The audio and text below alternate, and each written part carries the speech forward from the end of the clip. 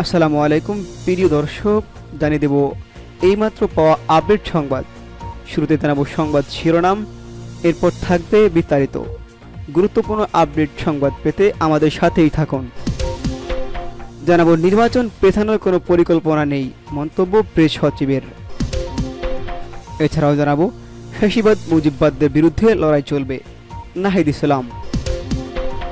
জানাবো নির্বাচন পেছানোর কোনো পরিকল্পনা নেই, মন্তব্য প্রেস সচিবের। নির্বাচন পেছানোর কোনো পরিকল্পনা নেই বলে জানিয়েছেন অন্তর্বর্তী সরকারের প্রধান উপদেষ্টা প্রেস সচিব শফিকুল আলম। তিনি বলেছেন, প্রধান উপদেষ্টার দেওয়ার সময়সূচি অনুযায়ী যথাসময়ে নির্বাচনের আয়োজন করা হবে। আজ শনিবার কুমিল্লায় বাংলাদেশ পল্লী উন্নয়ন বোর্ড ময়নামতি অডিটোরিয়ামে আয়োজিত টেড এক্স কুমিল্লা ইউনিভার্সিটি অনুষ্ঠানে অংশগ্রহণ শেষে সাংবাদিকদের সঙ্গে মত বিনিময়কালে তিনি এমন মন্তব্য করেছেন। কুমিল্লা বিশ্ববিদ্যালয়ের পক্ষ থেকে অনুষ্ঠানটির আয়োজন করে শফিকুল আলম বলেছেন, নির্বাচন ঠিক যে সময়ে বলা হয়েছে সেই সময়েই হবে। সুন্দর পরিবেশে শান্তিপূর্ণ একটি নির্বাচন অনুষ্ঠিত হবে। এটি হবে বাংলাদেশের ইতিহাসের অন্যতম সেরা নির্বাচন। অধ্যাপক ইউনূস এটি বারবার বলেছেন। আমরা আবারও বলি, নির্বাচন নিয়ে কোনো ধরনের অনিশ্চয়তা নেই। নির্বাচনের জন্য যে পরিবেশ সেটি ঠিক করা হবে এবং সবার জন্য লেভেল প্লেয়িং ফিল্ড থাকবে। কোনো প্রার্থী বলতে পারবে না যে তার সঙ্গে অন্যায় করা হয়েছে বা তিনি পরিবেশ পাচ্ছেন না। আমরা পরিবেশ নিশ্চিত করব। পিআর পদ্ধতিতে সংসদ নির্বাচন বিষয়ে প্রেস সচিব বলেছেন, বিষয়টি নিয়ে সব রাজনৈতিক দল ও জাতীয় ঐক্যমত্য কমিশনের কথা হচ্ছে। অন্যান্য অনেক দেশে এসব বিষয় আলোচনা করতেই 2 থেকে 4 বছর সময় লেগে যায়। সেখানে আমাদের রাজনৈতিক দলগুলো মত প্রকাশ করছে। এতে করে খুব দ্রুত সময়ের মধ্যে অনেক বিষয় ঐক্যমত্য পৌঁছানো সম্ভব হয়েছে।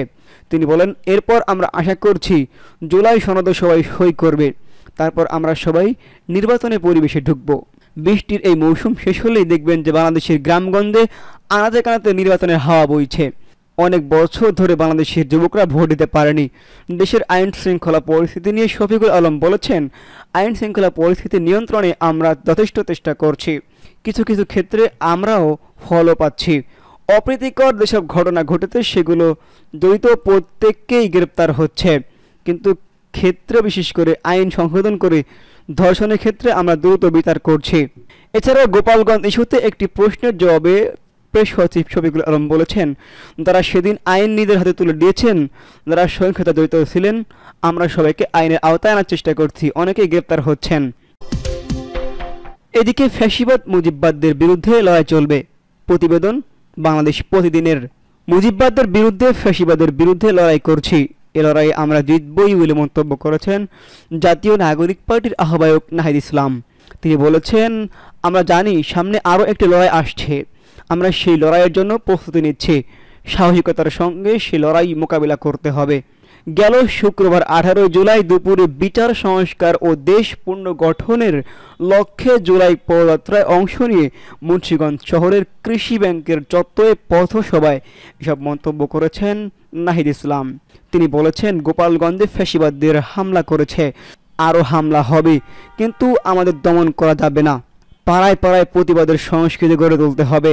তিনি সবাইকে সরব হওয়ার আহ্বান জানিয়ে বলেছেন, নতুন বাংলাদেশ নির্মাণে আমাদের আরও লড়াই করতে হবে।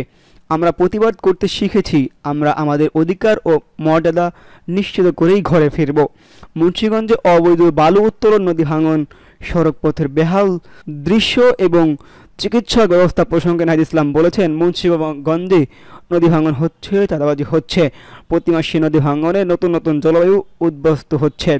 আমরা নদী ভাঙন থেকে রক্ষা করব, নদী দুর্যোগ থেকে রক্ষা করব। অবৈধ বালু উত্তোলন, চিকিৎসা সেবায় আমূল পরিবর্তন আনব। আমরা এই জেলায় শিক্ষা ও কর্মসংস্থানের দুর্গতি রয়েছে। এজন্য মুন্সিগঞ্জের মানুষ গণ অভ্যুত্থানে যেভাবে প্রতিবাদ করেছিল সেভাবে জেগে উঠতে হবে। এনসিপির মুন্সিগঞ্জের প্রধান সমন্বয়কারী মাজেদুল ইসলাম সভাপতিত্বে পথসভায় আরও বক্তব্য রাখেন উত্তরাঞ্চলের মুখ্য সংগঠক ও দক্ষিণাঞ্চলের মুখ্য সংগঠক যথাক্রমে শারদিস আলম ও হাসনাত আবদুল্লাহ।